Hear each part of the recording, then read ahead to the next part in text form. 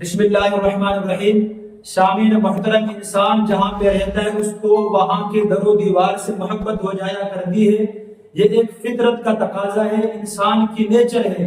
انسان تو انسان رہے، ایک درندہ، چوپایا، جانور، پرندے جہاں رہتے ہیں ان کو بھی اپنی جگہ سے محبت ہو جاتی ہے۔ آپ کے مشاہدے میں یہ بات آئی ہوگی، ایک بکری یا گائے بھینس کسی کے پاس رہی، کچھ عرصے بعد اسے دوسری جگہ لے کر جاتے ہیں تو وہ اپنی آواز نکالتی ہے، اپنی آواز میں کچھ کہہ رہی ہوتی ہے۔ بعض جگہ یہ بھی دیکھنے کو ملا، ایک جانور اپنے گھر کی اور مالک کی محبت میں اس نے آنسو بہائے ہیں۔ آپ دیکھتے ہیں پرندے صبح کو نکلتے ہیں اپنے گھونسلوں سے اور شام کو آ جاتے ہیں۔ ان کو کس نے بتایا کہ تمہارا بھی ایک گھر ہے؟ ان کو یہ محبت کس نے سکھلائی؟ جہاں کہیں چونٹیوں کو آپ دیکھ لیں، چونٹیاں صبح نکلتی شام کو واپس آ جاتی ہیں۔ ہم تو پھر بھی انسان ہیں، ہم جہاں پہ رہتے ہیں الحمدللہ ہمیں اپنے وطن سے پیار محبت ہے، اور یہ وطن سے محبت کوئی عام چیز نہیں ہے۔ یہ انبیاء کرام سے چلی آ رہی ہے، صحابہ کرام، اولیاء کرام سے چلی آ رہی ہے۔ آپ صلی اللہ علیہ وسلم کے بارے میں آتا ہے، آپ جب مکہ کو چھوڑنے لگے، آپ نے مکہ کو مخاطب کر کے فرمایا، اے مکہ، مجھے تو بڑا محبوب ہے، تو بڑا پاکیزہ شہر ہے، اگر تیری قوم مجھے یہاں سے نہ نکالتی تو میں تجھے چھوڑ کے نہ جاتا۔ ابو بکر صدیق رضی اللہ تعالی عنہ، بلال حبشی رضی اللہ تعالی عنہ کے بارے میں آتا ہے، حضرت عمہ عائشہ رضی اللہ تعالی عنہ نے آپ صلی اللہ علیہ وسلم سے فرمایا کہ ابو بکر صدیق اور بلال حبشی رضی اللہ تعالی عنہ ہر روز مکے کو یاد کرتے ہیں، روتے ہیں اور اشعار پڑھتے ہیں۔ آپ لوگ جانتے ہیں بلال حبشی رضی اللہ تعالی عنہ پہ کیسے مصائب گزرے، کن حالات سے انہوں نے مکے میں وقت گزارا۔ ان کو گلیوں میں گھسیٹا جاتا، ان کو مارا جاتا، مارنے والے تھک جاتے۔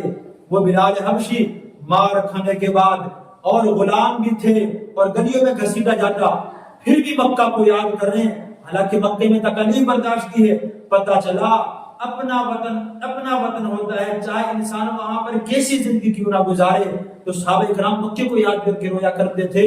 آپ صلی اللہ علیہ وسلم کے بارے میں آتا ہے، آپ صلی اللہ علیہ وسلم جب کسی سفر سے، کان رسول اللہ صلی اللہ علیہ وسلم اذا قدم من سفر، کسی سفر سے لوٹتے، فابصر درجات المدینہ، مدینے کے راستے یا در و دیوار نظر آتے تو آپ صلی اللہ علیہ وسلم اپنی سواری کو تیز کر لیتے۔ مدینے کی محبت میں حافظ ابن حجر رحمہ اللہ تعالی نے فرمایا ہے، اس حدیث سے مدینے کی فضیلت بھی ثابت ہوتی ہے اور مدینے اور اپنے وطن سے محبت کا جواز بھی ملتا ہے۔ آپ صلی اللہ علیہ وسلم نے اپنے شہر کے بارے میں دعائیں کی ہیں، اپنے وطن کے بارے میں، اپنے ملک کے بارے میں دعا کرنا انبیاء کا طریقہ ہے۔ فرمایا، اللہم حبب الینا المدینہ کما حببت الینا مکہ، اللہ اس مدینہ شہر کو ہمارے لیے ایسا محبوب بنا دے جیسے مکہ کو ہمارے لیے آپ نے محبوب بنایا تھا۔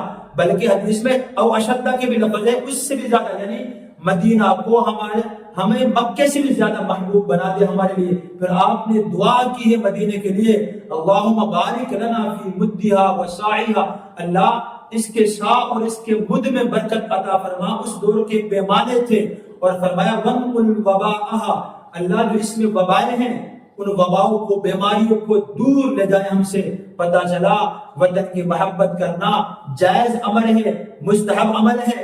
آپ صلی اللہ علیہ وسلم کے پاس ایک بندہ مکہ سے آیا، جب وہ مکہ سے آیا اس نے مکہ، اما عائشہ رضی اللہ تعالیٰ عنہ نے فرمایا کہ مکہ کے حالات کیسے ہیں، تو اس نے مکہ کے فضائل بتانے شروع کر دیے۔ آپ صلی اللہ علیہ وسلم فرمایا اس بندے سے، لا تشوقنا یا فلان، اے فلاں ہمارے شوق کو مت بڑھا، ٹھہر جا یہیں پر بس کر، اپنے وطن کے سن کر۔ آپ صلی اللہ علیہ وسلم کی آنکھیں رو پڑی، حدیث کے الفاظ رو پڑی آپ نے جب مکہ کا تذکرہ سنا۔